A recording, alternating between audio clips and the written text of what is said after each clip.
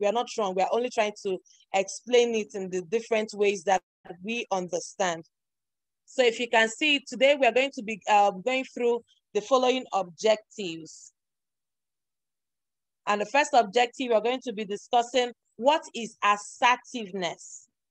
What is assertiveness? We're going to be looking at what assertiveness is, what it means, all right? Then we'll look at we'll define assertiveness. After that, we'll look at the benefits of being assertive. Then we'll describe the liberation cycle of assertiveness. We're going to be looking at the various behavior patterns. We'll compare passive, assertive, and aggressive behavior and see the difference between these three. We're going to explain the power of affirmations. We'll describe the various skills for assertiveness. We'll explain the process of disagreeing gracefully. We'll look at the 4 steps of saying no. Because in assertiveness, you cannot say you are truly assertive until you really know how to say no. Many of us are not very good at saying no to what we don't want, what is not healthy for us, what is not good for us. In this class, we'll be looking at all of that. And then we'll also look at how to describe the body language while saying no. We'll explain the elements of assertive communication. We'll list the role of assertive words in assertiveness. And then we'll describe the nonverbal aspects of assertiveness. And we'll explain the action plan for building assertiveness. So we're going to be looking at all of this one after the other, all right? So let's look at a day in the life of a man called Howard Gotham, who works as a project manager in Helios Incorporated. Okay, so this is Howard. He faces a lot of problems daily at his workplace. His subordinates do not obey him and they do not follow Howard's leadership. In spite of repeatedly telling his subordinates to complete a list of tasks, they do not tend to complete them. Howard is just not able to control his subordinates and is not able to communicate assertively. And now, I don't know how many of us are in this class who may have this kind of experience with the people we have been called to lead. Howard also faces a lot of problems with his boss. Howard's boss loads all his own work on Howard's shoulders and does not even give credit to Howard for the work done. Howard is just not able to say no to his boss. Now, even at home, this same Howard is not able to stay in control of his relationship with his wife. So his wife constantly makes unreasonable, unnecessary demands of Howard, and Howard is not able to refuse any demand of his wife, and he's not assertive.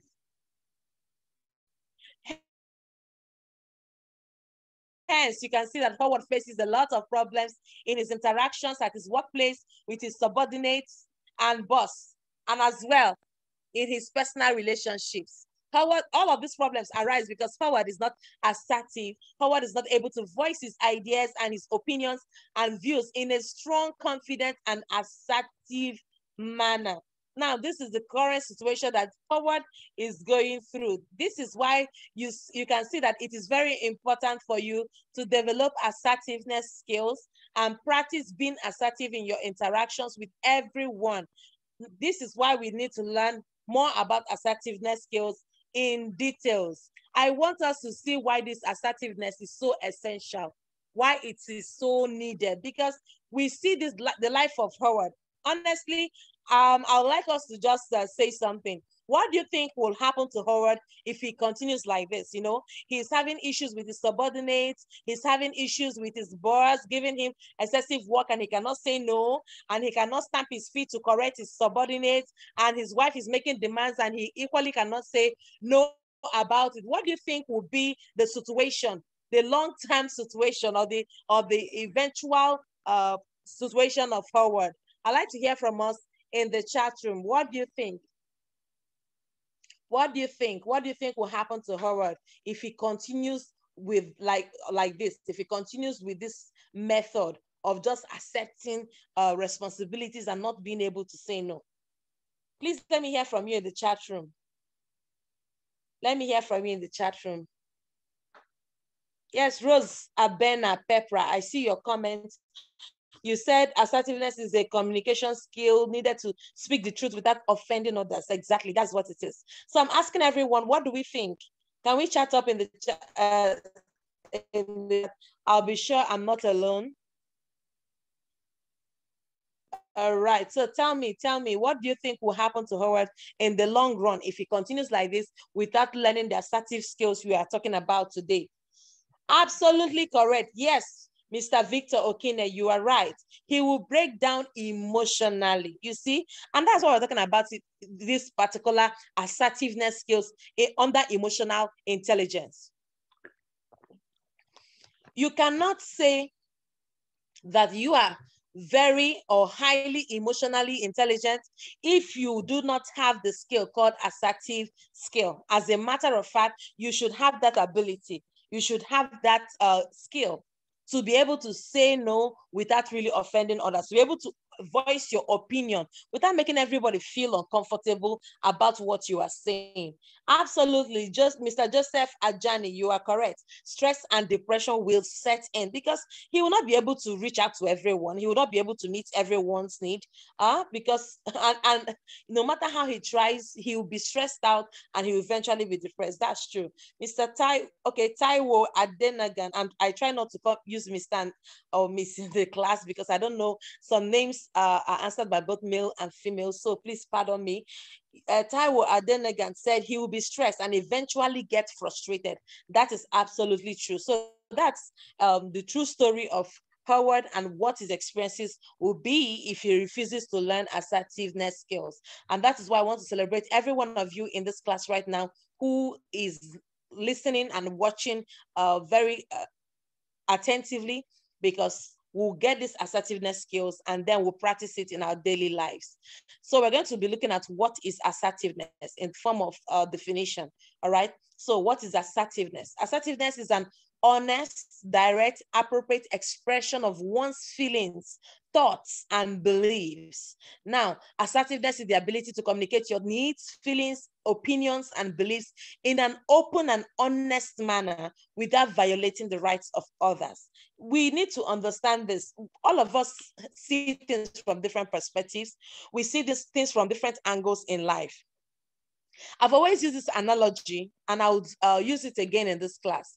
There are times when maybe if we put two people facing each other and we put the number 6 in front of one of them, certainly when the other person looks at that number 6, it will look like 6, right? It will look like 9.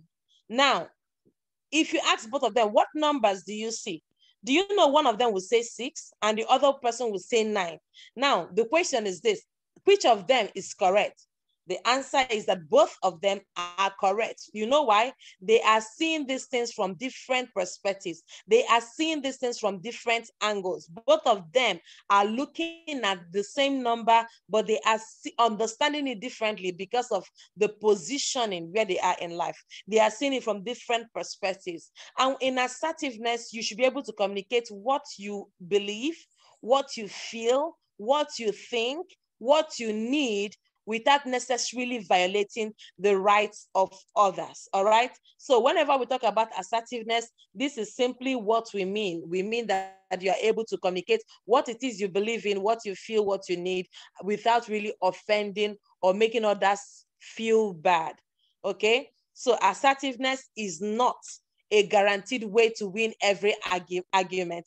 Assertiveness is not a guaranteed way to get what you want. It is not a way to get others to feel like you. It is not a way to get others to think like you think. It is not a way to tell everyone everything all the time. So when we talk about assertiveness, what it is and what it is not, we have just said what it is, but we're also telling you what it is not. You don't have to win an argument with assertiveness. You don't have to make everybody think the way you think. You're only just expressing yourself while making sure that nobody is hurt in the process, all right? Okay, so let's look at a definition of assertiveness. We want to define assertiveness. Assertiveness is defined as follows. It's defined, number 1, as confirming confidently and positively. okay, to defend one's rights or opinions, sometimes with unnecessary zeal. This definition is according to the Chambers Dictionary. Now, let's look at what assertiveness means based on the Oxford Advanced Learners Dictionary. Assertiveness means expressing opinions or desires strongly and with confidence so that people take notice. Have you ever seen somebody who is able to say what they mean or what they want, and they say it with a lot of passion? They say it with a lot of zeal. They say it with a lot of strength and confidence that you would believe what they are saying. All right, that is one who is being assertiveness. In assertiveness, you have to express confidence, you have to express boldness while still doing what you are doing, not necessarily for you to be noticed by others, but for people to understand your perspective on a particular matter. All right. So if you want to know how assertive you are, you may need to take an assertiveness test for you to understand. So take the assertiveness test to evaluate yourself and find out if you are truly assertive or not. Now, answer the below questions about yourself as truthfully as possible. So this question is something you need to answer for yourself. And the questions are as follows. Number one, are you able to exercise and express your strengths? Can you express negative feelings about other people and their behavior without using abusive language? Can you easily recognize and compliment other people's achievements, or is it a problem to you? Do you have the confidence to ask for what is rightfully yours? Or do you shy away and say, oh, please, what will be, will be. Kill Sarah, Sarah, whatever you will be, will be. Is that your disposition? Or do you just wait, stand up for what is, okay? Do you have the confidence to ask for, we've asked that one already. Can you accept criticism without being defensive? There are times that people want to criticize you. Do you accept the criticism without being defensive or defending yourself over what you said or over what you did, without really accepting the fact that you did this, all right? Do you feel comfortable accepting compliments? There are people that when you tell them, you look good, or you tell them, oh, you look wonderful. I say, oh, please, I've not even had time to shave. Do you feel comfortable accepting compliments? The right response is not what you have done when you are complimented. The right response is thank you. Accept compliments is a form of assertiveness. Accept the compliment. Remember, we're talking about you are able to express your opinion without really hurting any other person's feelings. All right. So, are you able to refuse unreasonable requests from friends or family or co-workers? There are times and then families and friends are dragging you about. Maybe they want you to attend one party, and you know that this party will cost you a lot of things in your workplace. It will cost you a lot of meeting of time and stuff like that. And you able to say, no, I may not be able to do this at this time, but I'll still come and visit you guys later. Are you able to say no to what you don't want without really offending your family members and friends and colleagues? All right. Are you able to stand up for your rights? Can you comfortably start and carry on conversation with others? Are you waiting for them to say it first? For somebody to talk first because you really don't know how to start the conversation? Is that what you will do? So these are the things that help us know if you are assertive. Okay. Do you ask for assistance, or do you believe that you have to carry your own cross by yourself? So what is it that you believe? By the time you are able to answer all of these questions, so if your answer is yes to all the 10 questions, then you're already practicing assertiveness skills. However, if you have answered no more than 3 of these questions, of these 10 questions, then it indicates that there is a need for you to understand and acquire assertiveness skills. So what would it be? Would you say that you are a master in building your assertive skills?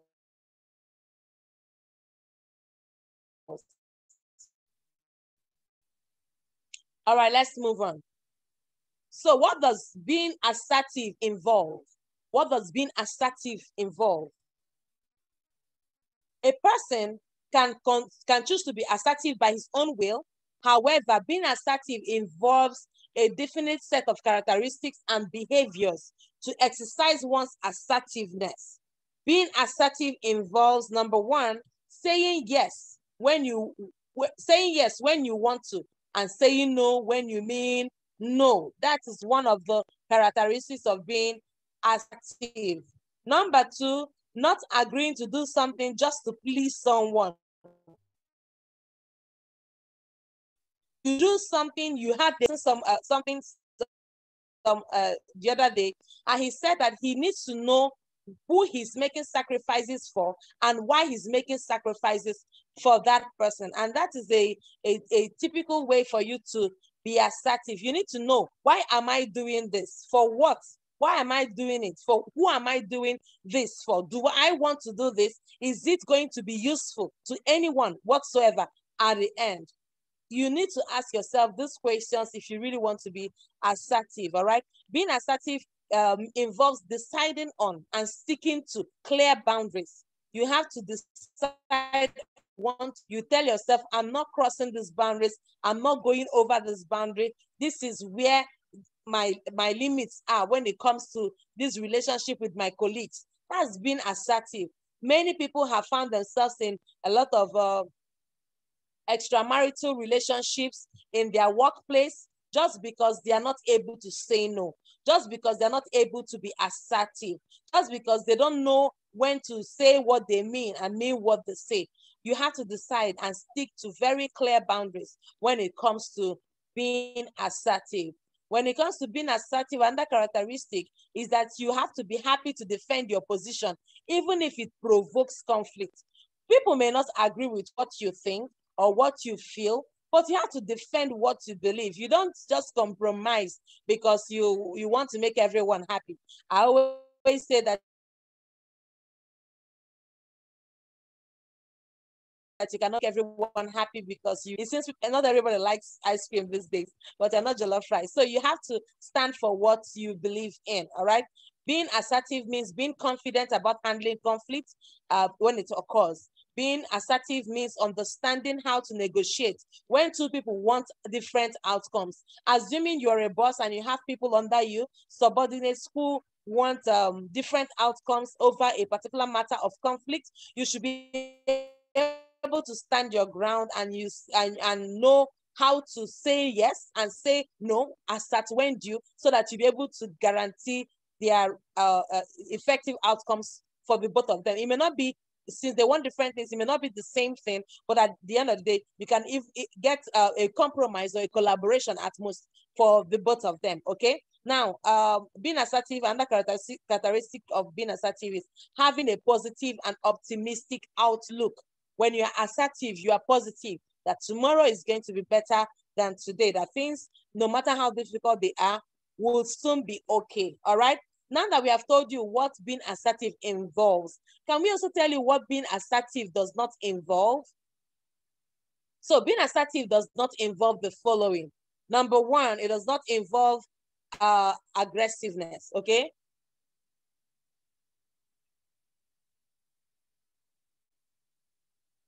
There is a difference between being assertive and being aggressive.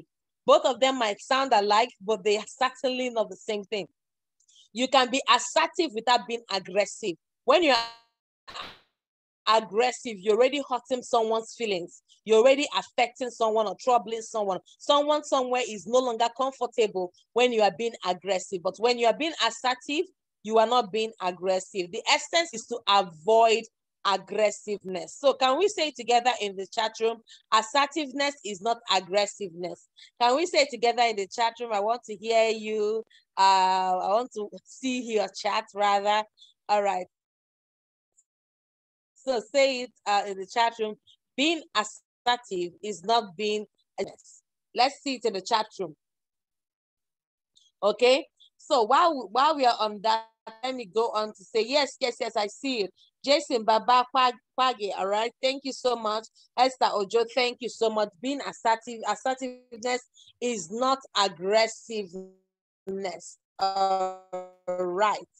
So let's continue. Being assertive others. Whenever you come to the point in the course of expressing your opinion or saying what you think you believe in, and all of a sudden you see yourself violating the rights of others, you are no longer being assertive, okay? You are violating the rights of others. And assertiveness is not all about violating the rights of others. So being assertive does not involve humiliating people.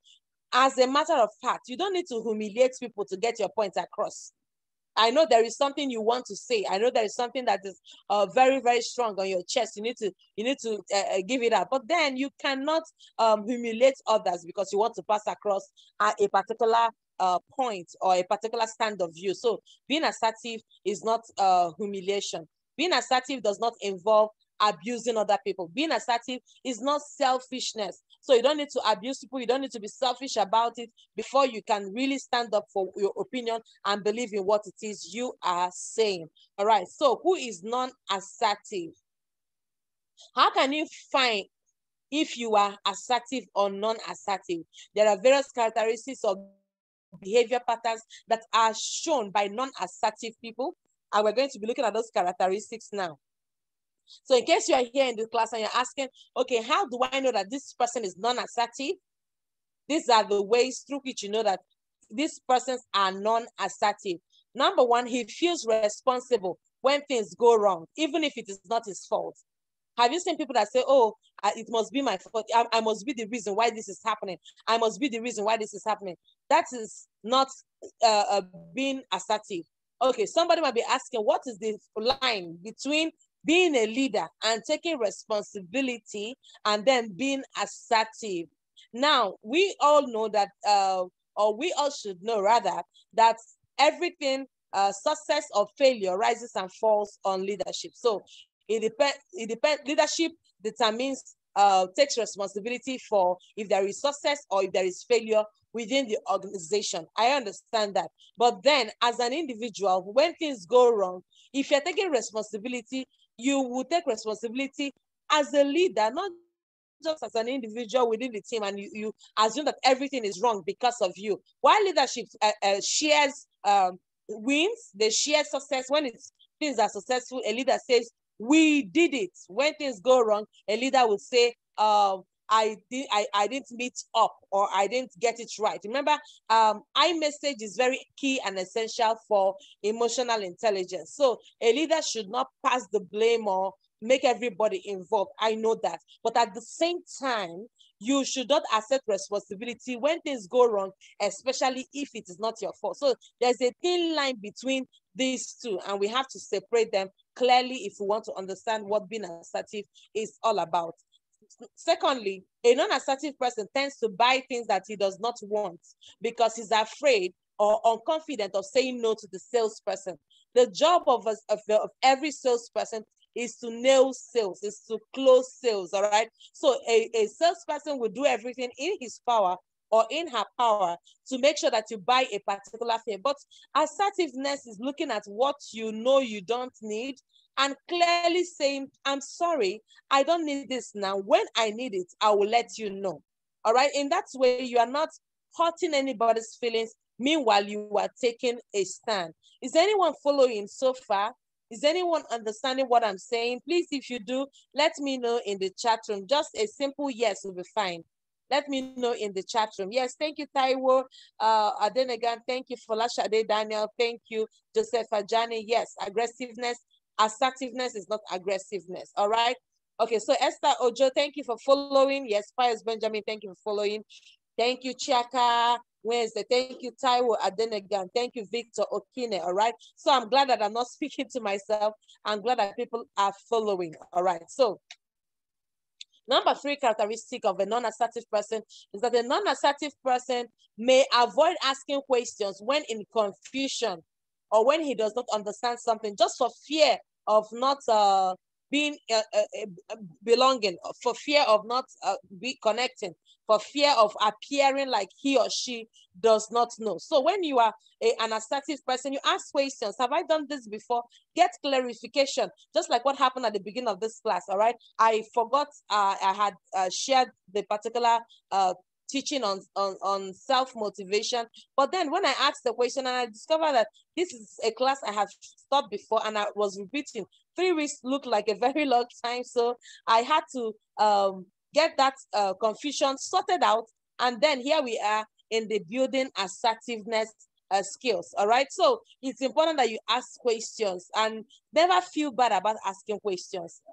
There's an adage that is said, not just in Igbo land, in many other tribes within Nigeria, that it is the person who asks questions that doesn't get lost. All right. So the adage said the one who asks questions never gets lost on the way. And when you ask questions, maybe you're going to a new place and you don't really know the address. What do? You keep asking questions at every junction you get to. And please, which way is it? Do I go straight? Do I go left? Do I go right? So which way do I go? And that way you will not get lost when you are searching for a particular destination. So a non-assertive person does not make eye contact and avoid looking directly at others when he talks to them. Okay. So a non-assertive person is scared, shy, worried about what people will think about him. Sometimes they are not confident. All right, they are not sure. They are not flex in the way they communicate with others also.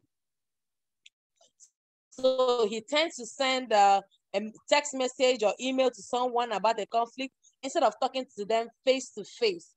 Yes, thank you, Pius Benjamin. He said the same adage applies in Yoruba land. All right, that's excellent. That's beautiful. Thank you for sharing with us. All right, so a non-assertive person feels intimidated by people in authority.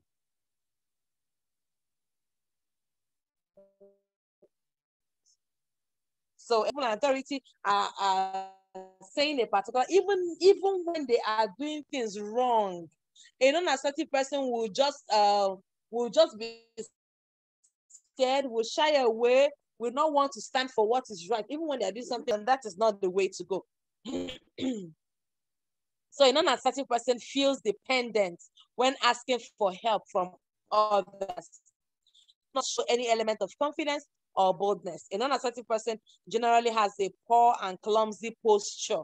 Have you noticed anybody like that, maybe within your family or your workplace? If you have, let me know in the chat room, okay?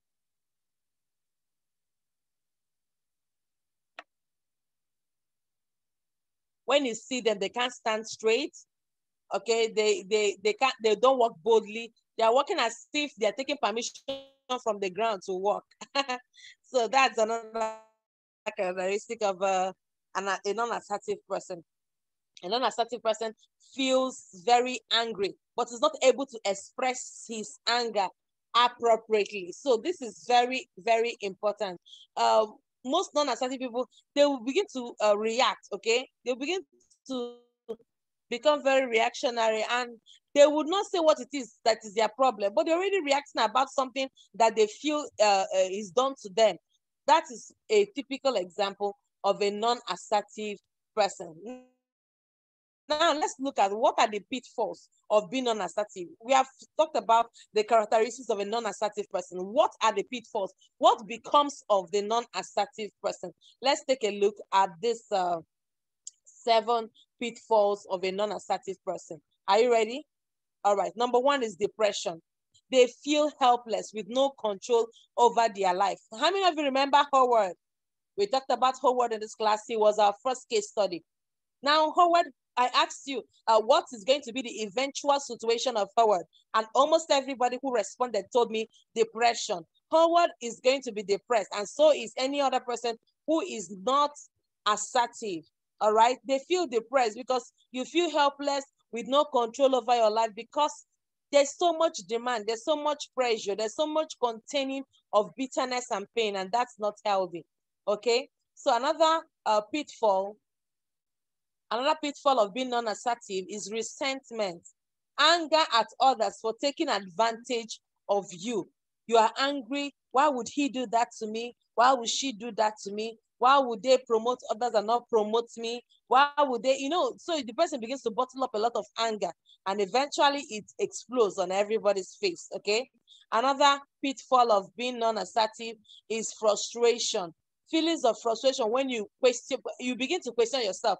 Why did I allow that to happen to me? Why did I let him treat me like trash? Why did I let her do this to me? You begin to feel very frustrated. That's another pitfall of being non-assertive. And believe you me, each and every one of us in this class, if we can be really honest with ourselves, at one point or the other, when we have not been very assertive, we have allowed people to ride us.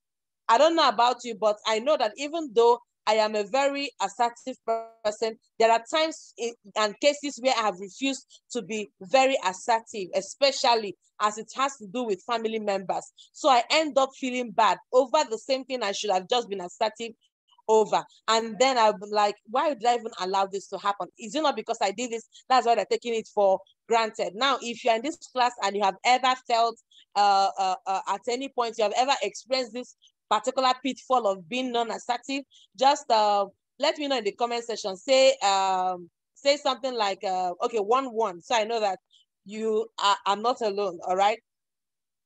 I believe we can be honest to ourselves in this class, right? All right, so I'm not alone. Thank you, Esther. Thank you, Taiwo. Thank you for Lashare. Yes, at one point or the other, we have seen ourselves having this kind of feelings of frustration, just because we are not as assertive as we should have been over a particular situation. I'm glad that everybody's following in this class. Thank you so much for participating. Yes, Dixon, somewhat, yeah. I'm glad that I'm not the only one who has experienced that. Yes, Taiwo said something. He said, I have had personal experiences of the consequences of not being assertive. God bless you, Taiwo. Thank you for saying that. That tells us that what we're doing in this class is no child's play, is no joke. It is something that is very, very real. It is realistic. Is a topic that everybody at one point or the other has experienced and felt. So thank you for sharing that experience of yours. Thank you so much. And thank you, Chiaka, for also confirming what we're teaching in this class. Another pitfall of being non-assertive is temper. When you can't express your anger appropriately, it can build up to come out as severe temper outbursts. Then you begin to hear things like, this person is hot-tempered, that person is always angry. They're not always, it's just because that what they didn't want, they allowed. Because they allowed what they did not want in their lives, it eventually resulted in this pitfall called temper. So they became angry, they felt used, they felt abused, they felt taken for granted. And before you know it, because they didn't know how to express their anger, eventually severe temper outburst becomes the order of the day. And then they begin to look at themselves. Eventually, they will begin to regret having all of that temper. But then assertiveness would have solved the problem at the very beginning. You see, what have been looked at this course, I believe we've gone over up to 30, more than 30 slides already. And if you look at this, you see that emotional intelligence is not complete until we talk about assertiveness. It is not complete until we talk about assertiveness, because assertiveness is a must-have skill. It is not a nice skill to have. It's a must-have skill that all of us need to have as business executives, as professionals, as leaders in our different places, even as colleagues of other people at work, all right? So another pitfall of being non-assertive is relationships. Relationships will begin to suffer when individuals can't tell each other what they want from each other and how they feel about a certain thing. Then there'll be relationship issues. It will be difficult for you to relate with people when you are expecting this from them and they do that. When you are not happy about what they are doing. Have you had maybe a colleague who is a typical sanguine? And you know, one thing about sanguines that the go-go people, they are very happy, excited, loud. They are the life of every room, all right? Some people say they're the life of every party, but they're also the life of every room they enter, the life of every office. And maybe you are a melancholic, and somehow you have been feeling bad over something that happened, maybe in the office, or something that happened in your life, in your personal life or relationship. And as you're going through it, the sanguine just comes in and they have, hey, today, if you see what happened today, and they're happy, they're excited, they're jolly, and they're making a lot of noise. Meanwhile, all you want is peace. Not just peace, you want personal peace. You just want to be let alone. Now the sanguine will come and hit your chest, hit your hand, hit your leg, and all they're doing, they're also trying to interact with you. Meanwhile, they're not reading signs. They're not even figuring out how you are feeling. And you, because you're also not assertive, instead of you to say, please, I'm not okay today, I am not feeling this, I'm not in the same mood with you today, they keep quiet. And when they keep quiet, they're eventually dragged into things that they did not want. Relationships eventually suffer because you are not being assertive. All right. So it's important for you to express your opinion without really making another person feel hot about it. Now, the next pitfall that we'll be looking at when you are not assertive, what happens is that you begin to have anxiety. You may avoid certain situations which make you feel uncomfortable and feel anxious in situations that you cannot avoid. So because instead of you to avoid that situation, you do not avoid it, and eventually you are feeling anxiety. Maybe you were not ready to make a presentation, and then somebody forced you to make the presentation. And instead of you to say, I'm not ready for this, I'm not up to it, all right? I'm not psychologically ready to make this presentation, because you didn't want to hurt somebody's feelings, because you didn't want somebody to feel bad, you went ahead and you made a presentation you were not ready to make. And then anxiety begins to build up.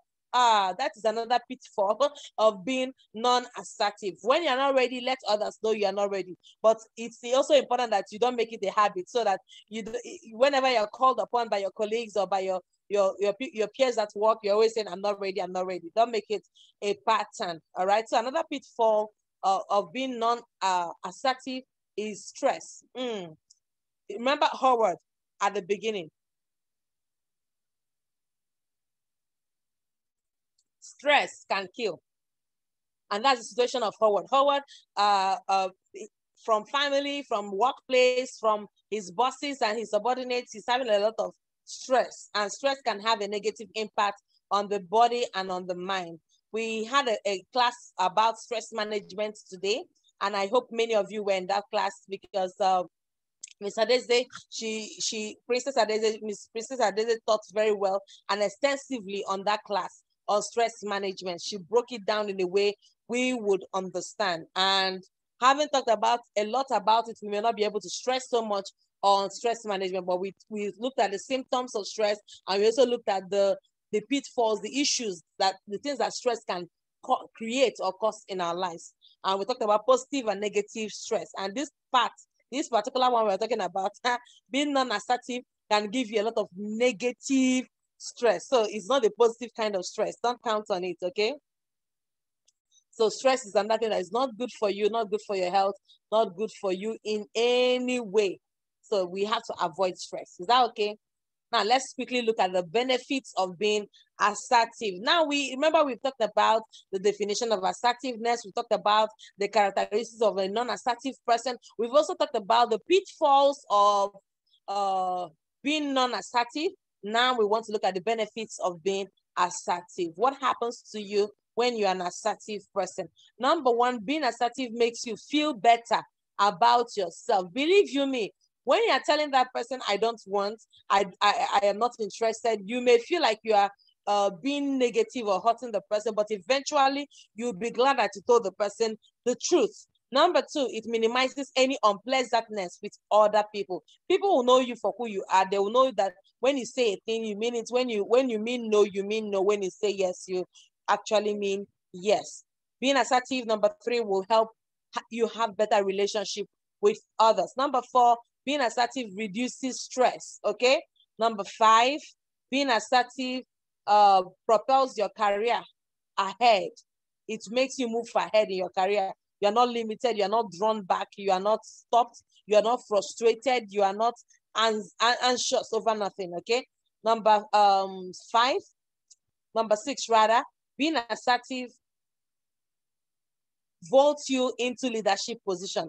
The one who is assertive eventually becomes the leader because he's able to say what he feels, what she feels at every given time, okay? Number 7, being assertive helps you to adapt to changing social and professional environments. Number 8, being assertive gives you freedom from guilt conscience as you know that you are right. You don't feel bad about a thing because you have said what you mean. You have said your opinion. You've mentioned what it is you need. All right, and you are not trying to hurt anybody's feelings. Did you know that assertiveness training, or AT, was introduced by a man called Andrew Salter in the year 1961, but it was popularized by Joseph Wolf.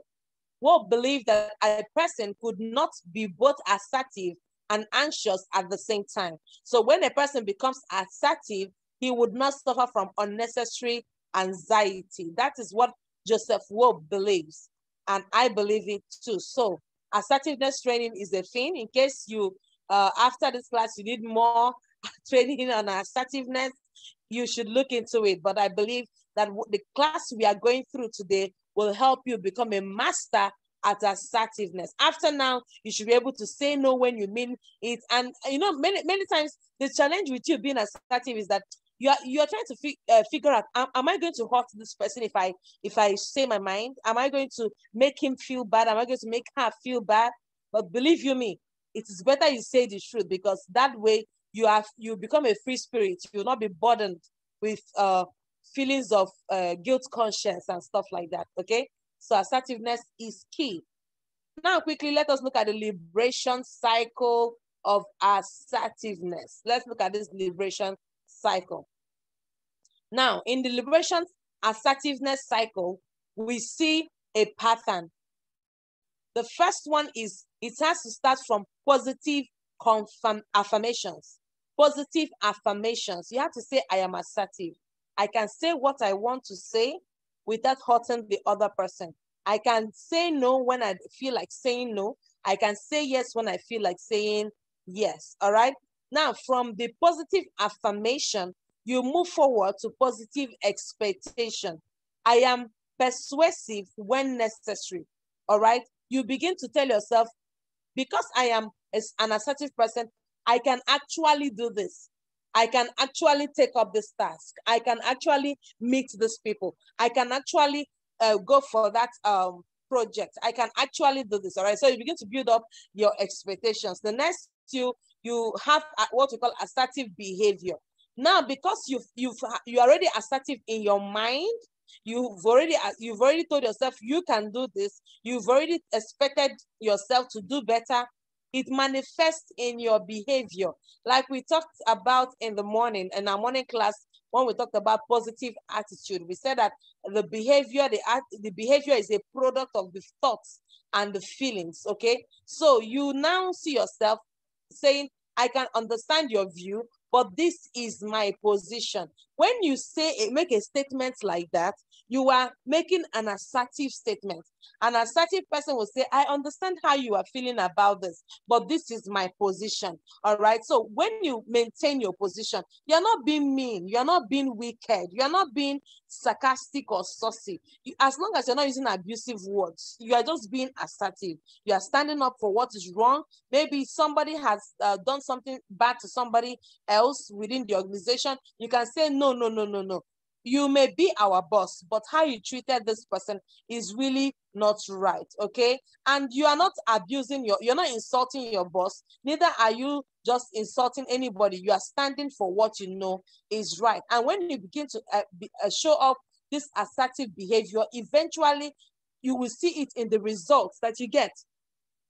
You will see positive results. So from positive affirmation, we go to positive expectation, we go to assertive behavior, we go to positive results. All right, we have someone raising your hands.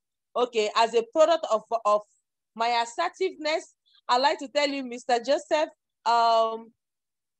put your question in the chat room and we will get back to you after the class. And if you still want to share your question by way of voice, we will take it at the end of the class, okay? For now, we want to focus on the lectures, and at the end of the class, we'll take all the questions. So that way we'll be able to meet up with our timing. All right. So what I just did now is an example of being assertive. Mr. Joseph, please bear with me. We are learning how to be assertive, right?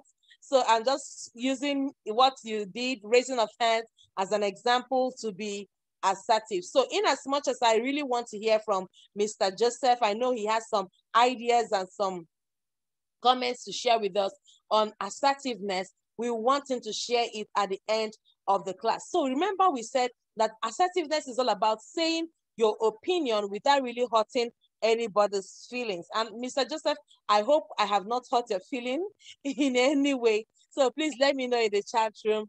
All right, so we move ahead, all right? The next thing we want to look at right now is the various behavior patterns. We want to look at the various behavior patterns. We want to look at various behavior patterns. Okay, thank you, Taiwo. You said, well demonstrated. Yes, that's a nice example. I just cashed in on that to pass across the lesson we are trying to learn, okay? Now, let's look at the various behavior examples. We must understand that there are several behaviors. We are all different, all right? And because we are all different, we all behave differently. So what are the various kinds of behavior patterns that exist? So remember, we're talking about the various behavior patterns. We have three basic behavior patterns as seen in people. Number one is aggressive behavior. Number two is assertive behavior. And number three is passive or submissive behavior. We also call passive behavior submissive behavior. So quickly, can we say it together wherever we are? We can say it out loud in our rooms, in our offices, in our vehicles, wherever we find ourselves. We have three basic behavior patterns. What are they? 1, 2, and 3. That's right. So we have aggressive behavior, number 1. We have assertive behavior, number 2. And we have passive behavior or submissive behavior, number 3. We'll be looking at each and every one of them in details. Now, let us look at number 1, aggressive behavior. So what are the symptoms of aggressive behavior? When a male or a female has aggressive behavior, this is what you see in their lives. Number 1, frequently argues with others. They frequently argue with others. They frequently get angry. They easily and frequently find fault with others. There is no difficulty. They find no difficulty in complaining when receiving poor quality. Have you seen people who are always arguing with others, who are always angry, who easily find fault with others, who they don't have any difficulty in complaining when receiving poor quality? They expect others to accommodate their own schedules. They continually work towards personal agenda at the expense of every other person. They rarely feel aware of the needs and feelings of others. Anybody you know like this, whether it be in your family, whether it be your workplace, whether it be in your business, wherever it is, these are people that we classify under what? Aggressive behavior. Aggressive behavior. Now, they also look at the reasons. The reasons they have for being like that, that they are trying to satisfy their own needs. They disregard the needs of others. They have disregard for the needs of others. They think of themselves as superior human beings. When you see such people, they're always telling themselves, oh, I look good. Oh, I look this. I look nice. Some of them are narcissists, all right? Always thinking about themselves, always considering themselves alone. So some of them, they suffered from childhood emotional trauma. And because of that, they grow up and they want to boss it over everyone. They want to cover up for their trauma with that kind of behavior. And then some of them, they've been corrected so much that they are too passive. They're too passive. So they decided to, let us change style. If they say we are too passive, we show them who we truly are. Some of them, they are just angry. And these are just their own inappropriate ways of dealing with anger. So if we understand who they are, we can understand why they behave the way they behave, okay? Now let's look at number 2 kind of behavior pattern. The number 2 kind of behavior pattern is what we call assertive behavior. Now, what are the symptoms of assertive people? They are able to express their desires and their feelings. They are able to converse and work well with people. They agree to disagree with others respectfully. They are aware of the needs and desires of others. They are able to make concessions for others. They are able to express a concern or a need. They are able to refuse a request without feeling guilty. All right. And now, what are their own reasons? Satisfying one's own needs and keeping consideration of others in mind is their key reason. All right. They want to satisfy their own need and they still want to consider others. So they think of themselves as confident and as right beings. They have no fear of rejection.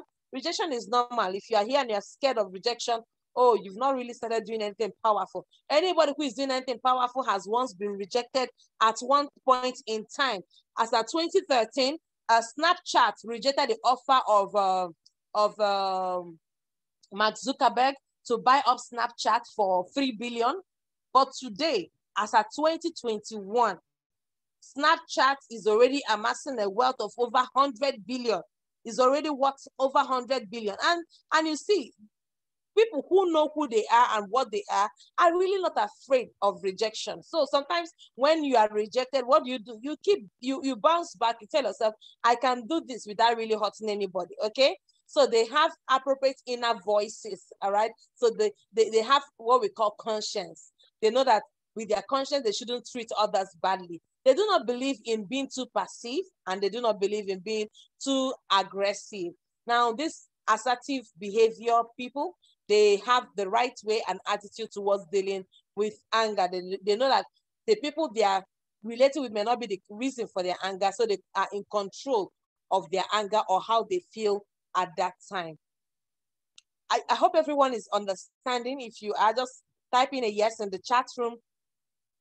Type in a yes in the chat room. I believe this class is as interactive and as enjoyable as can be. So let's talk about number 3 set of people. Number 3 set of people who have this behavior pattern is who are those we call the passive and or submissive behavior pattern. Passive or submissive behavior pattern. You see, what we say, they are passive and they are submissive. Submissive in the sense that in the presence of an aggressive behavior, they don't want trouble, all right? They don't want trouble and they don't want to say their mind. They say, oh, have you seen people that when they're in a meeting, should we go? They said, anyone, everybody wants is okay. Should we stay? Anyone, everybody wants is okay.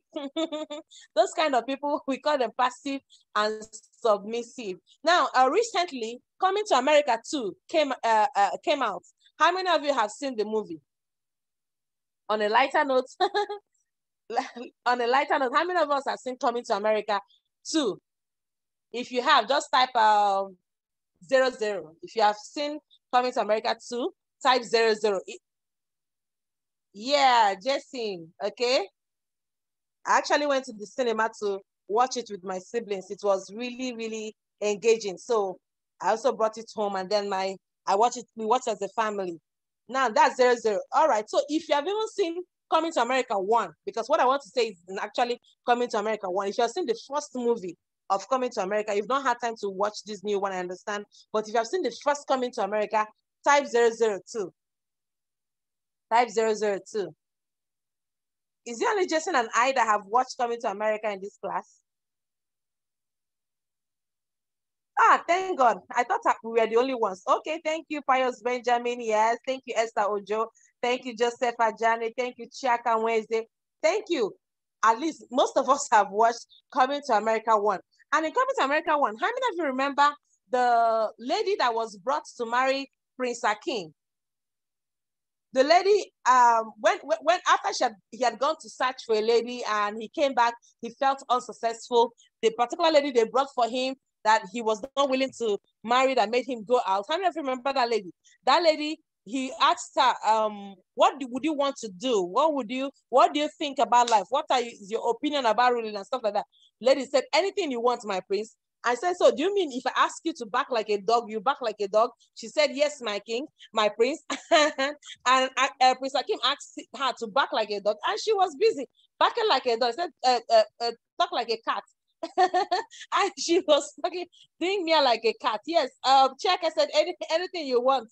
Hop, hop, hop. Exactly. You did watch the movie. And Pius Benjamin said, yes, I remember the lady. Good. Now, this lady in question is what is a typical example of this passive and submissive behavior. She's a typical example of the passive and submissive behavior. People like this, they are reluctant to express their own feelings. They often feel used by others because they won't say their mind, but they'll be the first to say, they're using us. They are making that they are not allowing us to say our mind. But you didn't really say your mind. You were asked whether you'll be part of this team and you said yes, and now you have been put as part of the team. You feel pressured, you feel like you're being stressed out, you feel like it's difficult for you. People under this kind of behavior pattern, they never refrain from complaining. They're always complaining. All right, they find it difficult to refuse the request of others. They won't even say no when people ask them to do things that they know they cannot do. All right, this kind of people, they are submissive in the presence of aggressive behavior, and they frequently make compromises just for peace and harmony to reign. And what are their reasons? Their reasons: fear of rejection. They don't want to be rejected. Okay, they don't want to upset others. They don't want to be the reason anybody's angry.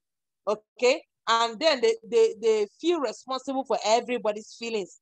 They have inappropriate inner voices. Their inner voices need to be worked on, need to be tutored on how to express better. So that is it on these three behaviors, on these three behavior patterns. And I'm sure you can identify with any three of them. You know which category you actually do fall under. Now let me say this. People who are passive, they are the nice guys in quotes. These nice guys in quotes appear generous, flexible, extremely polite. However, underneath the surface, they are helpless, anxious, and they have a resentful core. So you should stop being a forever nice guy to avoid all your pent-up resentment from being pushed around to come out in an unexpected outburst of anger and violence. So these people who are always the nice guys, who feel used, who feel unappreciated, eventually they show up with anger and violence, and that is not healthy for anyone. Okay, now let's compare passive, assertive, and aggressive behavior. Now this is a comparison, a table comparing these three behaviors. In style, passive is not expressing, self-devaluing, waiting to be led. Assertive is honest, open, direct, recognizes their own strengths, listens to others' needs, while aggressive is domineering, insisting. They either win or lose. That's what they believe, and they're not listening to anybody. In non-verbal behavior, a passive person has small posture, quiet, hesitant voice, little eye contact. For the assertive person, they're upright, balanced. They have a balanced pose. They are firm, clear voice, steady eye contact. Aggressive, they're interrupting, loud, staring, pointing. All right, this is the differences or the comparison, how they look in their different behaviors. In language style, a passive person will say, sorry to bother you. I can't seem to understand. It's only my opinion, because they don't really want to hurt anybody, and they are very passive. They want everyone to have their way. Okay, an assertive person will say, I believe we need to make this move. Okay, I need you to say yes. I need you to finish that project. Okay, now an assertive person will always say no when appropriate. Okay, and have open questions so that people can also say their mind. Now, an aggressive person will say, that won't work. You can't be serious. No way. This is your problem. This is your fault. All right. So that is the difference in the three behaviors of these three behavioral patterns. So quickly, I want to ask a question. Are you ready? Now, I want you to answer. Which of the following people tend to stand up and tower above the other person? The passive person, the aggressive person, the assertive person or the authoritative person? Please, I want to see your answers in the chat room. I want to see your answers in the chat room. Who will be the first to get the answer right? Hey, Esther Joe, you got it right. The aggressive person. Yes, Pius Benjamin, correct. You got it right. The aggressive person. Magnus Onyako, you said you can't hear me. All right, I believe you can hear me. Yes. Josepha Jani, well done. Aggressive person. Yes, Falashade, correct. Aggressive person. Taiwo, correct. Aggressive ones. Yes, you are all right. The aggressive person is the one who will tower above other people's feelings. Okay, so let's look at the next thing, how to explain the power of affirmations. Positive affirmations play an important role in developing self-confidence and becoming assertive. Only when you are confident about yourself can you become an assertive person. Very, very true. It is crucial that you use powerful affirmations daily to affirm to yourself of the good things that you can offer as a person to this world. Every one of us here, there is something good we can offer to this world. So use daily affirmations to tell yourself what you can do. Now, quickly in the chat room, just make a sentence affirming yourself. You can say just about anything you want to say. I am incredible. I am powerful. I am wonderful. I am smart. I am intelligent. Whatever it is that you want to say about yourself, please do say it in the chat room right about now, because positive affirmations are key. All right. So affirmations are very powerful and beneficial because they help improve our inner voices. They help to better our mental well-being. They help to cast off inner limitations. They help to give hope. They help to build self-confidence, and they help you to become your own person. So affirmations are necessary because there are various positive affirmations that you can use at your workplace to improve yourself as a professional and develop better relationships at the workplace. Some of these affirmations may appeal to you while others may not. It is important that you develop a set for yourself that best suits your personal characteristics and behavior. So you need a personal set of affirmations that you can be saying to yourself that will help you become the best version of you that you need to be. All right, I have a lot of affirmations coming in the chat room. Yes, Taiwo said, I have a bright future and I'm working towards it. Excellent. Falashade said, I'm capable, powerful. Esther just said, I'm intelligent. Interesting. Well done. Well done. All right. So the following are some of the positive affirmations that we can use at the workplace. All right. I am a competent and confident person. I am an attractive and interesting person. People listen to what I have to say. I am creating my desired future. At meetings, I make a significant contribution. I can always find opportunities in situations of change. I am independent of the approval of others. These are very, very powerful affirmations that you can give to yourself, and make sure that you mean it when you say it, all right? Make sure you mean it. Make sure you internalize it, because it's not enough to say it, but you have to internalize it. There are various positive affirmations that you can use to improve yourself as a person and develop a better attitude towards your life. Some of these affirmations may appeal to you, others may not. It is important that you develop a set for yourself that best suits your personal characteristics and your behavior. So you can use some affirmations like this. I am what I am. I am at one with myself and my world. I respect myself and all living things. In loving myself, I love others. I am continually developing towards my inner self. In giving, I achieve more. I am open to the opportunity that this day brings. All right. So these are different affirmations. You can add more. All right. You can add more, so much more, so that it can help you very much. Is that okay? All right. So let us look at the various skills for assertiveness. The various skills for assertiveness. There are various skills that you need to develop in order to become more assertive, like the DESC. The DESC. The DESC stands for describe, express, specify, clarify. All right, describe, express, specify, clarify. The next one is broken record. The next one is fogging. The next one is negative inquiry. The next one is negative assertion. I statements, disagreeing gracefully. Now we have to look at each of them in details. Now let's look at the DESC, which means describe, express, specify, clarify. If you can hear me, what does DESC mean? I want to hear it. I want to see it in the chat room. Tell us in the chat room. Yes, Rose Abena, you are attractive and very confident. I agree. All right, what's the meaning of DESC, everyone?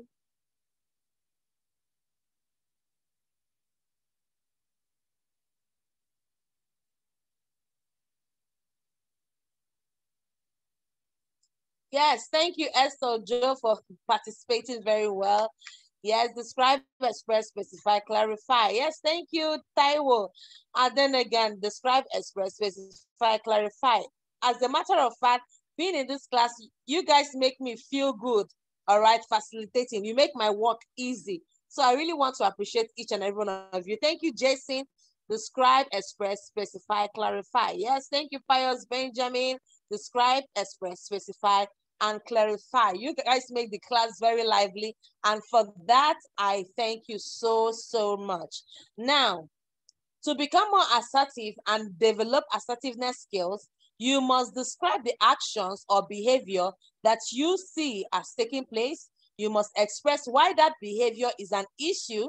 You must specify the resulting actions or change of behavior you would like to effect, and then you have to clarify the consequences for failing to change behavior or meet demands. So that is the principle of the DESC. Another way is the broken record. The broken record can prove to be a useful skill to develop when trying to become more assertive. The broken record skill involves repeating yourself until the person gives in or concedes to your demands. How many of you have had a broken record before? Or you have heard a broken record before? Maybe it's singing a song, we are the world. So it gets to that point, it says, we are the world, the world, the world, the world, the world, the world. All right, so it keeps repeating that. That's the broken record. Now, if we want to talk about the broken record as a skill, you have to keep repeating yourself until the person gives in or concedes to your demands. If you're a leader, you practically sound like a broken record, because the broken record is a skill every leader must have. Let me say that again. The broken record is a skill that every leader must have. You have to keep repeating yourself until the people you are speaking to understand what you are saying. This skill is really very easy to develop and use, as you just have to keep repeating yourself. It has been found that most people capitulate after you repeat yourself 3 times. All right, so you have to repeat yourself. If in all honesty, most of our parents use this broken record as skill to train most of us. So they kept saying the same thing over and over and over again until we got it right. They kept repeating themselves until we knew what we were supposed to do with ourselves. So it's a skill that is worth having. Now, it's important that we know that the broken record skill is particularly useful when dealing with those in authority, when you are not getting what you are entitled to, when dealing with people brighter or more fluent than you, and the other person, when the other person is likely to use put downs. So you use the broken record to get across to them. Okay. So I would have really wanted to use the real life example, but and that real life example is between a man called George and his course coordinator. But I'd like to just jump through it so that we can meet up, okay? So when you get the slides, of course, I know that this class is so interesting that you want to pay for your slides and actually get those slides. When you get them, you can read up on George and his course coordinator. Now I want to just look at fogging as another skill for assertiveness, okay? Fogging is an especially useful skill to use when someone is putting pressure on you to do something. So your response to the pressure is to put up a fog. This involves listening to what the other person says and then deciding whether or not you wish to comply with their request. If not, then using their words or similar words to theirs. Acknowledge their need, but state your case. This method is a very polite method of saying no. So in fogging, you say, oh, I understand that you really, really need me to do this for you, but I have a whole lot on my hands. So I really want to get it done. But if I'm able to finish it, I may be able to do yours for you. So that's an example of fogging. Another way is negative inquiry. Negative inquiry is a very interesting skill to use for assertiveness. Negative inquiry involves inviting extra criticism or examples so that you have the benefit of gaining additional feedback from the other person. It helps you to understand the other person's point of view and also helps you to probe further into their dislike or aversion towards you or your ideas or opinions. This skill of negative assertion is like just where you use the power of your attacker to turn the situation to your advantage. So in this negative assertion skill, you use your own the power of your attacker to turn the situation to your advantage. No one is perfect. So in negative assertion, all you have to do is to accept the part of the criticism that is true in a matter of fact way. So you accept the part that is true in a matter of fact way, and you still say what it is you want to say, okay? So negative assertion is a natural human tendency that when people call us names, criticize us, or give us negative labels, we usually wish to defend ourselves. However, when we try to defend ourselves, aggressive or manipulative people take advantage of our defensiveness and soon find our weak spots. That is what we mean by negative assertion. All right, so let's look at I statements. I statements are among the most powerful you can make, both for yourself and for others. In the I statements, you are affirming who you are and what you want. Using I statements is the hallmark of assertiveness. As a matter of fact, you cannot say that you're very assertive if you don't understand how to use the I statement or the I message as it is called. Okay, so you don't just pose the problem on the other person. You start by saying, I did this. Maybe, let me give an example, a real life example. Maybe you have a subordinate who is supposed to prepare the reports and give to you, and the reports are not ready. And even though you are not happy that the person has not finished the report, you want to express your opinion without hurting the person's feelings. So you can come to the person's office and say, Richard, I have been waiting for you to give me the report, and I cannot finish my report because the one you are working on is not ready.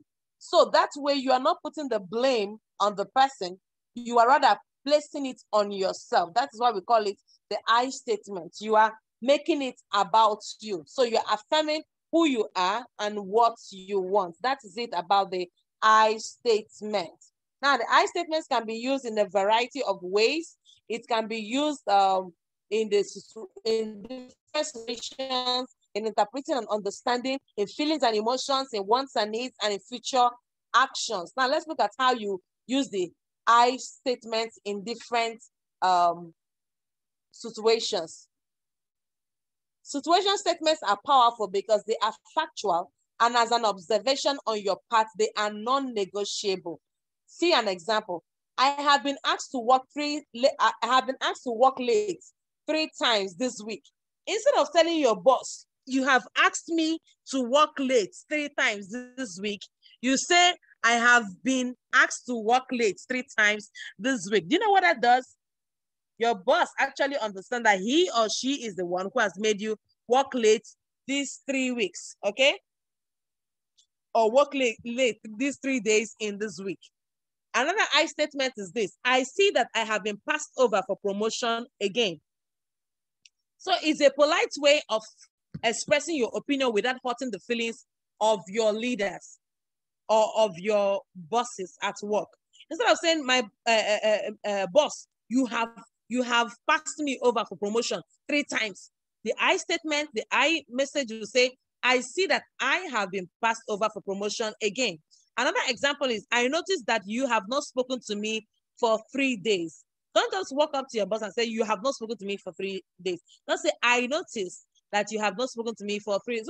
For 3 days, so that the boss can now say, oh, you noticed wrongly because I spoke to you yesterday. They have a way to actually defend themselves. Yes, Pius Benjamin is saying something interesting.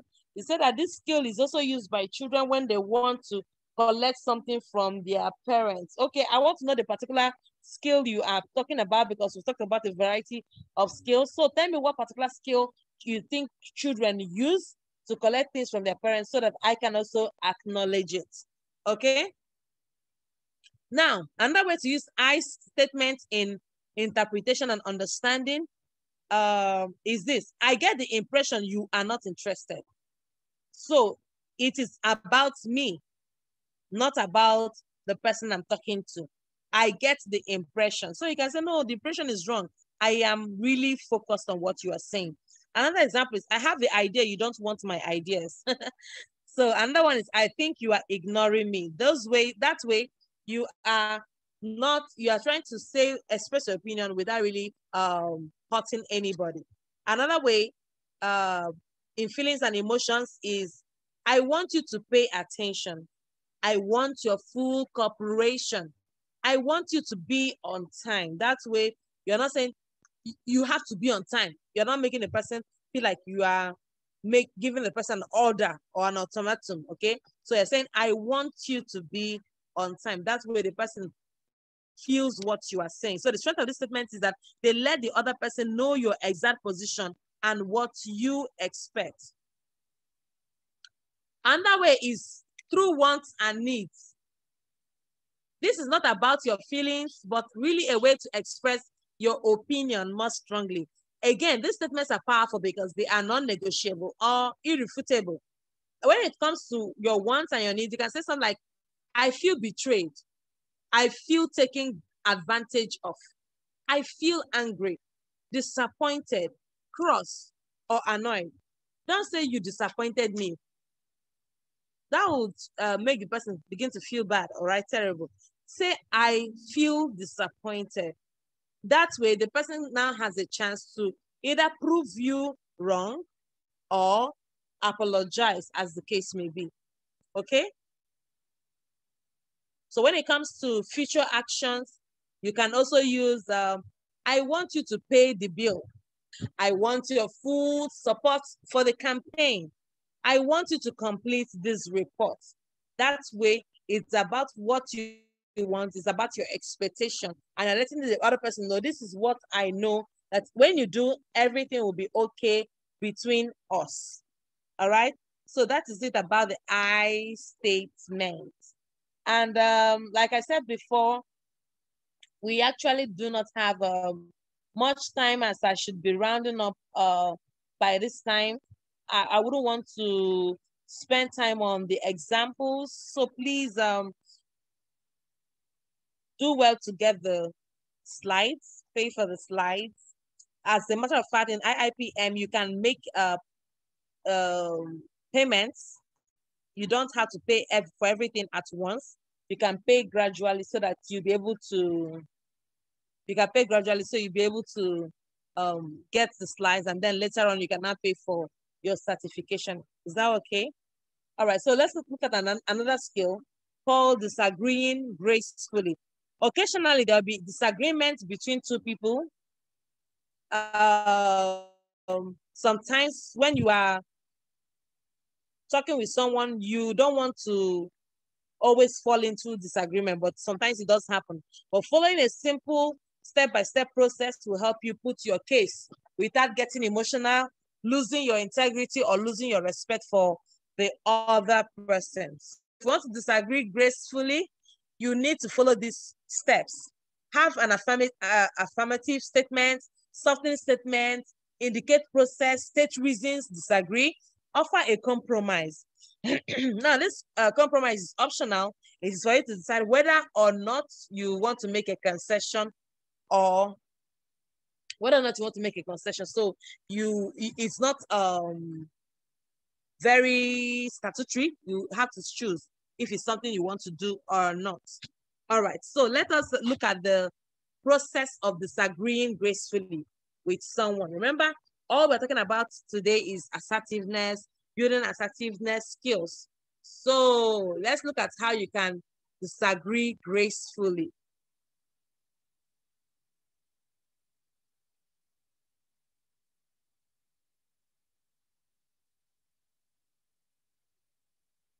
The first step is to have an affirmative statement.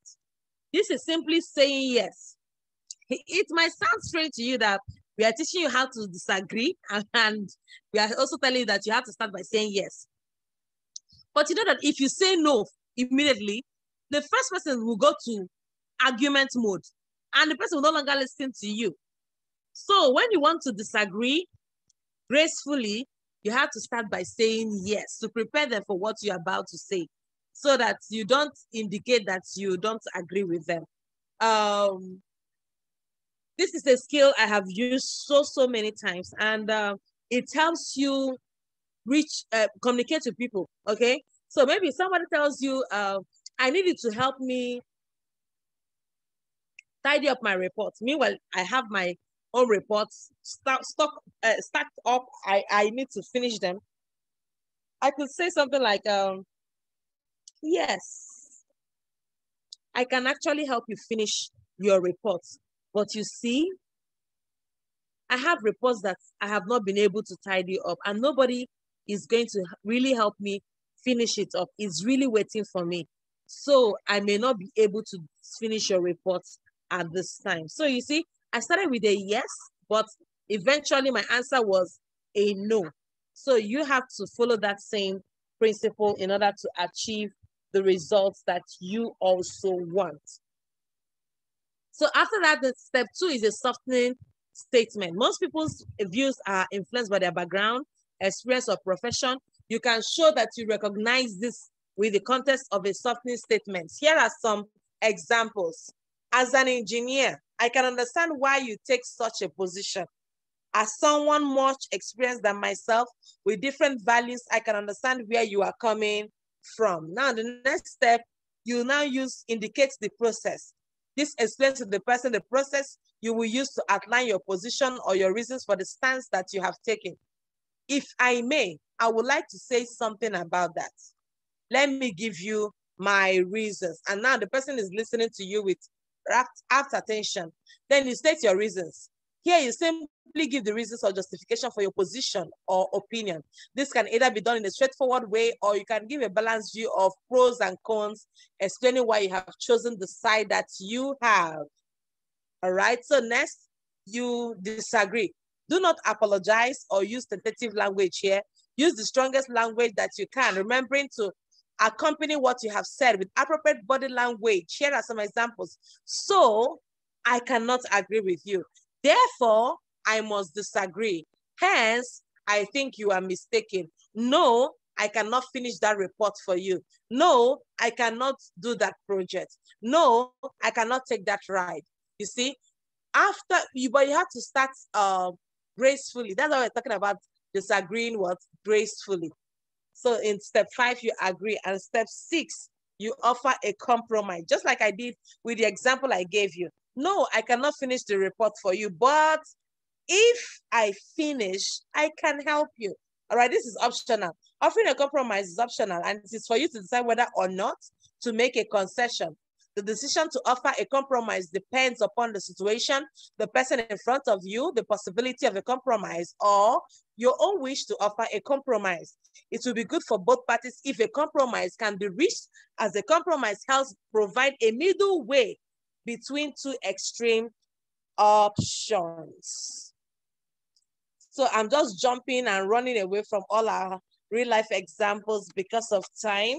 I'm sure I don't have another 10 minutes, so I would want to round up as quickly as possible. So this is between Hazel and Rose, and she's trying to use all the processes that we indicated here to give an example why she would not help with grocery shopping, but that tomorrow she can help her friend do that. So let's answer a question quickly. Which of the following is an optional step in the process of disagreeing gracefully? Can we answer? Indicate process, offer a compromise, affirmative statement, softening statement. If you have been listening, if you have been watching attentively, if you have been with us in this class, please give me the answer to this question as quickly as you can. Give me the answer as quickly as you can.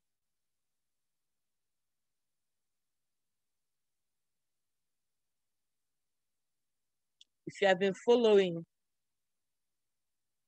what's the answer to this question?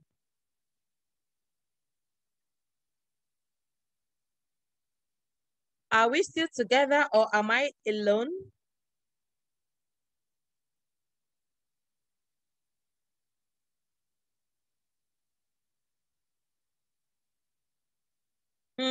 What happened to everybody in the class? Yeah, somebody has responded. All right, let me see who with this. Mr. Jason, he said this one is tough. No, it's not really tough. Uh-oh, so sorry, Pius Benjamin. You lost an uncle just now. We are so sorry. May God grant you strength of heart, stay strong, and may He comfort your heart. So sorry about the uncle you lost. And we understand if you have to leave the class, okay? No problem. All right. So finally, we have a correct answer from Victor and Folashade. Yeah, offering a compromise is an optional step. It is not all the time that you have to give the option of compromise, but you just have to give it when you feel it is necessary, or when the person that you are disagreeing with gracefully is somebody you really respect. Yes, Joseph and Ajani, you are also correct. So the answer is offering a compromise. Thank you for responding and answering my questions. All right, so next we have the act of saying no. The act of saying no. We need to learn how to say no. In assertiveness, remember, we are talking about how you can say no and mean it. Pius Benjamin, please do well to take the attendance before leaving, okay? Before you leave the class, do take the attendance. And others, let's enjoy the class to the end. We will be rounding up in about 10 minutes, okay? So, saying no to a person is an act. Honestly, it is an act. It's an act, and not everybody knows the art of saying no. Saying no is an art. You need to learn that art. If not, you'll be a very disagreeable person with everybody that you know. When you say no to a person, it has to be said in such a way that you clearly convey the message that you do not intend to comply with the other person's request, and also that the no should be said in such a manner that it does not rightly offend the other person. So you need to learn how to say no without offending the person. You need to learn how to say no without making the other person feel bad. You need to learn how to say no without making it look like you're saying yes. Some ladies, even guys too, so it's not even gender specific. Some ladies and some guys do not really know how to say no to somebody. And when they're saying no, their entire body language is saying yes. Have you seen anything like that? Please, if you have, please say it in the comment section. They're saying no to you, and everything in their body language, their tone of voice is saying yes. And sometimes they get very misunderstood. So if you're saying no, say no in a way that your no will be clear for the person to understand. As a matter of fact, there are 3 different ways that you can say no. There is a passive no, an assertive no, and an aggressive no. Passive no is a weak way of saying no. A passive no is usually accompanied by weak excuses and rationalizations. no, you know, I would have wanted to do it for you, but honestly, I can't.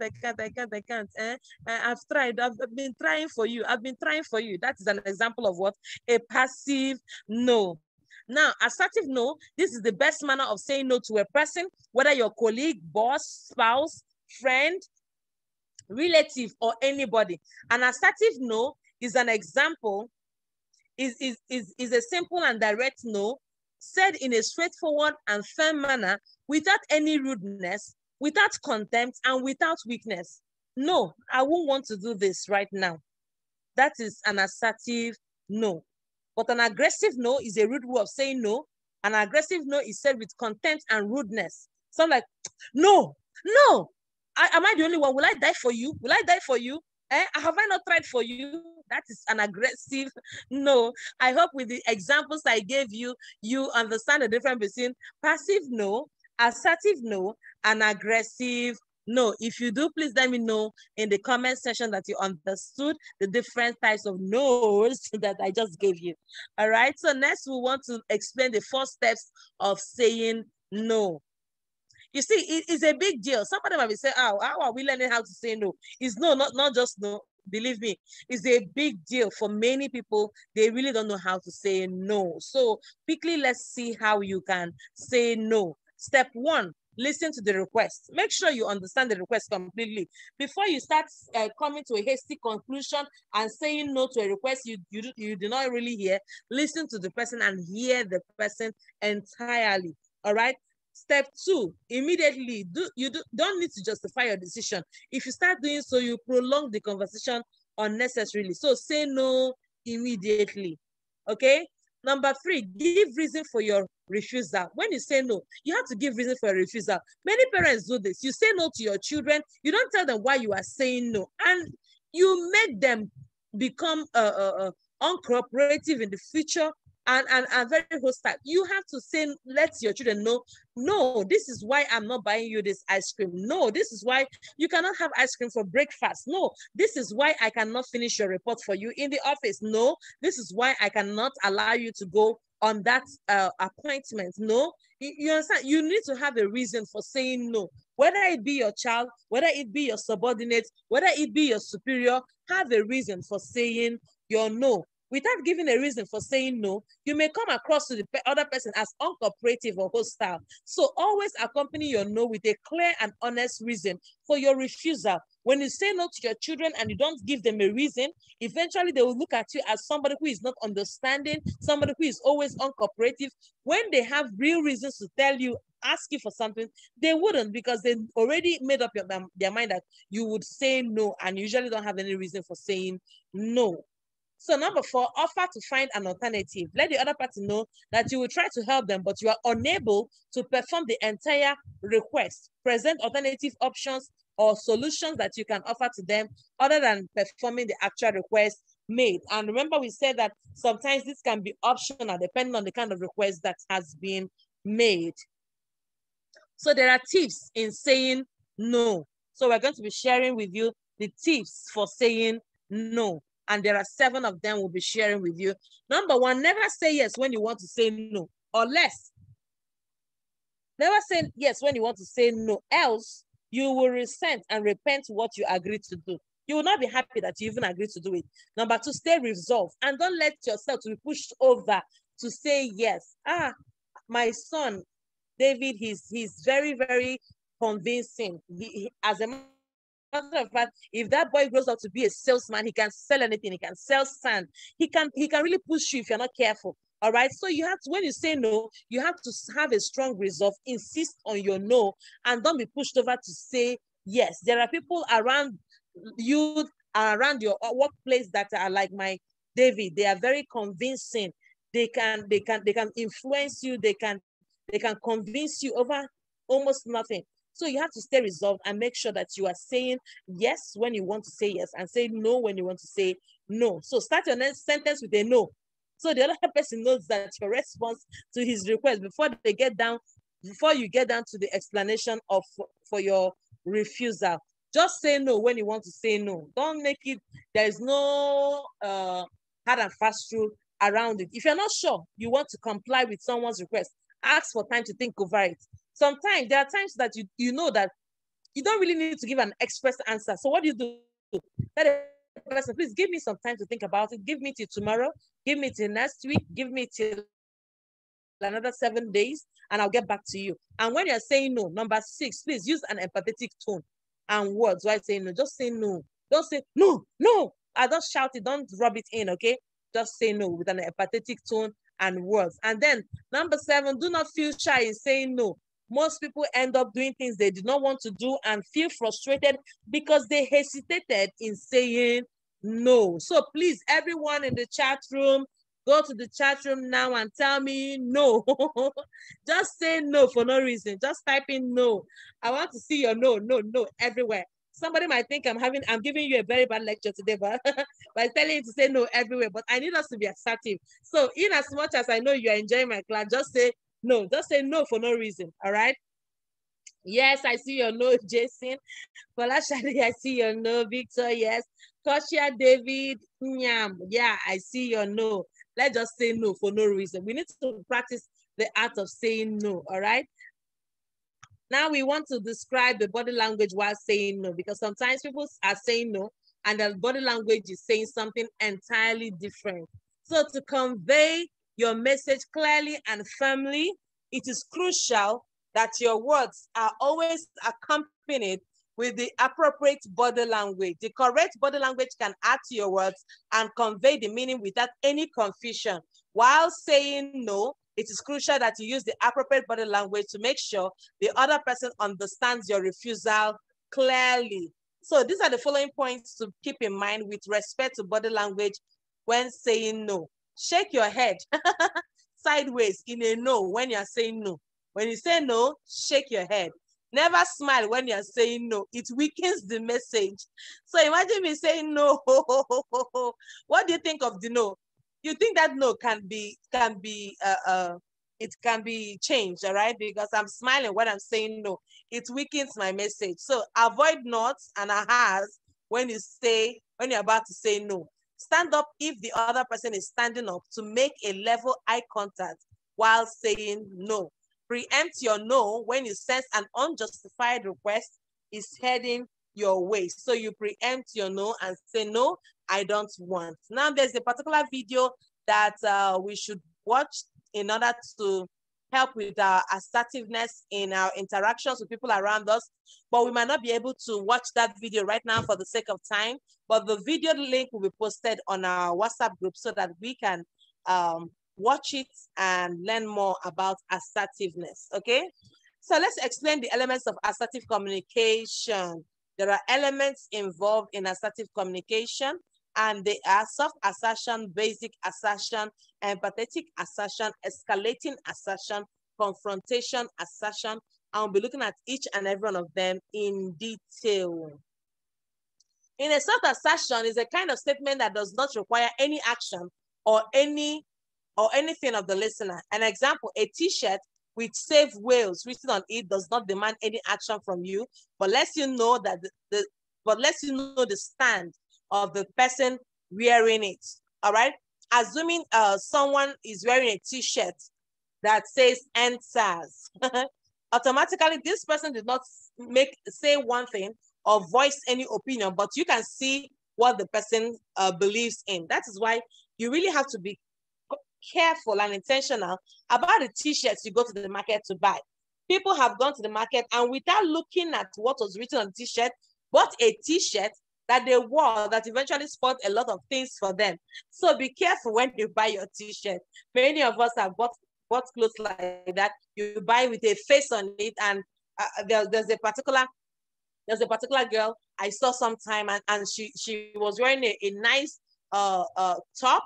I went closer to see what was written on her top, and the top, what was written on top was "Nothing clean about me." And I called this girl and asked her, what do you believe about yourself? What do you think about yourself? How do you see yourself? What is your opinion on being pure, on living right? And she said, no, she believes in living right. She even went ahead to tell me that, as a matter of fact, that she has been a virgin and she intends to marry a virgin. I said, but wait, this is your opinion in your mind, but physically, what you What you are wearing has written on it, nothing clean about me. So how on earth would you be saying something and then you are softly asserting another thing? So it's important that we are careful about how we are giving out our soft assertion. Is that okay? Now, basic assertion is more of a simple statement conveying what you want out of a situation. Simplicity is the key to this kind of assertion. Something like, I don't want to work on this weekend. Simple, clear, basic. That's why it's called basic assertion.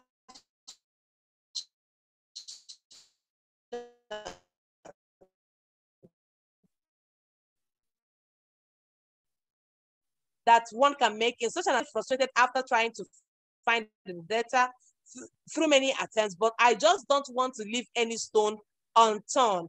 Is empathetic, you are feeling with the person, but you are still saying what you want to see done. The escalating assertion is an assertion that has a specific consequence attached to it. If you get this proposal accepted, I'll see to it that you get a hike in the forthcoming review. So this is an escalating assertion. It is conditional. If this happens, then that will eventually happen. Confrontation assertion. And the confrontation assertion is a type of statement in which is made when a mutual agreement has been violated. Something like, we had decided to complete salary reports by the end of the day, or have to work over the weekend. That is a confrontation assertion. So did you know that passive communication includes words such as maybe, I guess, would you mind if, only, just, I can't, if that is what you want. These are examples of passive assertions, all right? Aggressive communication includes words of threat such as, you'd better, if you don't watch out. Sarcastic statements such as, oh, come on, you must be kidding. Evaluative comments such as should, bad, and must are all part of it. Assertive communication includes words such as I think, I feel, I want, let's see. How can we resolve this? What do you think? What do you see? So these are examples of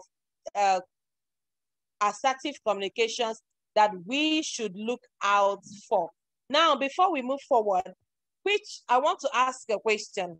And that question is this: which of the following is the most effective type of assertion that you can make? Which of them is the most effective kind of assertion that you can make? As an emotionally intelligent person, which of them is the most effective type of assertion that you can make? Please, I want to see your answers in the chat room.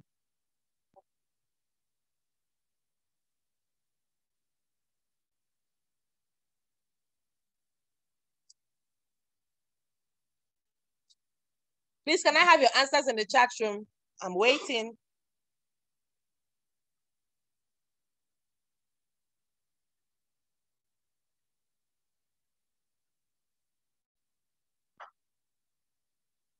Out of these four, which of them is the most effective type of assertion you can make? All right, do I still have people in my class?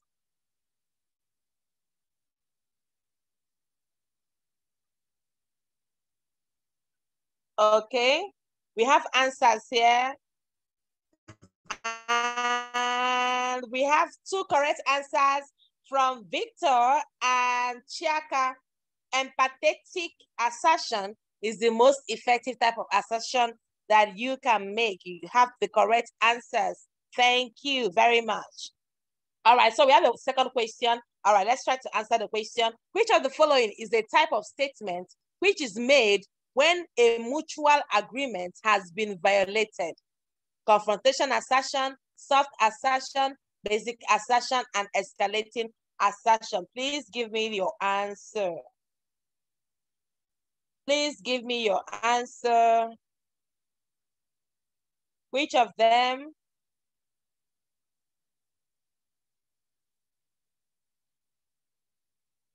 Which of them?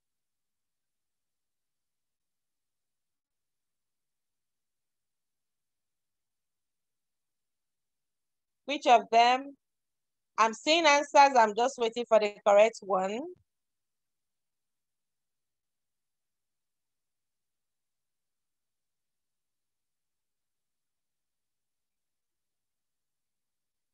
I'm seeing answers. I'm waiting for the correct one. Please, someone should get it right and justify my teaching. All right, Chiaka has the correct answer. Confrontation, assertion. That is correct. That's the type of assertion statement that you make when a mutual agreement has been violated. Yeah, Chiaka, Rose, and Victor all got it right. Thank you so, so much. So as we begin to round up, we have the following the following slides left. Let's list the role of assertive words in